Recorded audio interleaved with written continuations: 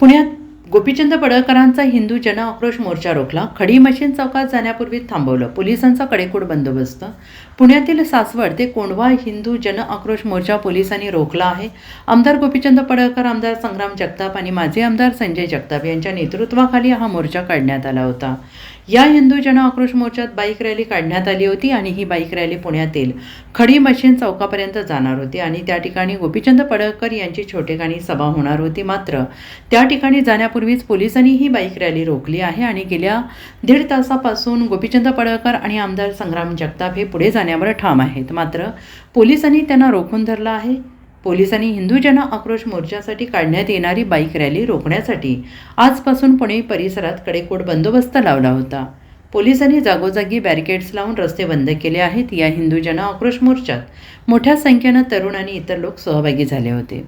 पुरंदर तालुक्यातील भिवरी गावातील बापदेव घाट परिसरात घडलेल्या घटनेच्या पार्श्वभूमीवर कोंढव्यातील संबंधितांवर गुन्हे दाखल करून तात्काळ अटक करावी, तसेच भिवरी ग्रामस्थांवरील खोटे गुन्हे मागे घ्यावेत या मागण्यांसाठी सासवड ते कोंढवा हिंदू जन आक्रोश मोर्चा आणि रॅलीचे आयोजन करण्यात आले होते.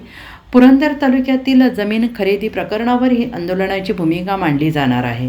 भाजप आमदार गोपीचंद पडळकर, आमदार संग्राम जगताप आणि माजी आमदार संजय जगताप मोर्चात सहभागी झाले आहेत.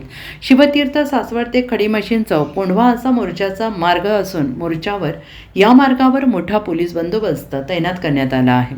गोपीचंद पडळकर हे खडी मशीन चौकात जाण्यासाठी अडून बसले आहेत. मात्र पोलीस त्यांना सोडायला तयार नाहीत. बापदेव घाटात कोंढव्यातील काही लोकांना मारहाण झाल्यानंतर पोलिसांनी गुन्हे दाखल केले होते आणि हे गुन्हे मागे घ्यावेत आणि उलट कोंढव्यातील संबंधितांवर गुन्हे दाखल करावेत अशी मागणी हिंदू जन आक्रोश मोर्चाकडून करण्यात आली आहे. पुण्यात वाढत असलेल्या लव जिहादच्या घटनांविरोधातही आज मोर्चाच्या माध्यमातून आवाज उठवण्यात आला आहे आणि यासाठी खडी मशीन चौकात गोपीचंद पडळकर यांची सभा होणार होती. मात्र पोलिसांनी त्यांची बाईक रॅली रोखली. याविषयी गोपीचंद पडळकर यांनी नाराजी व्यक्त करत मला पुढे जाऊ द्या अशी मागणी केली आहे.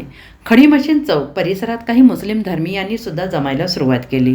गोपीचंद पडळकर या ठिकाणी गेल्यास कायदा सुव्यवस्थेची परिस्थिती निर्माण होऊ शकते. त्या दृष्टीने पुणे पोलिसांकडून सर्व खबरदारी घेतली जाते आहे. Bureau report, SPN Marathi, Pune.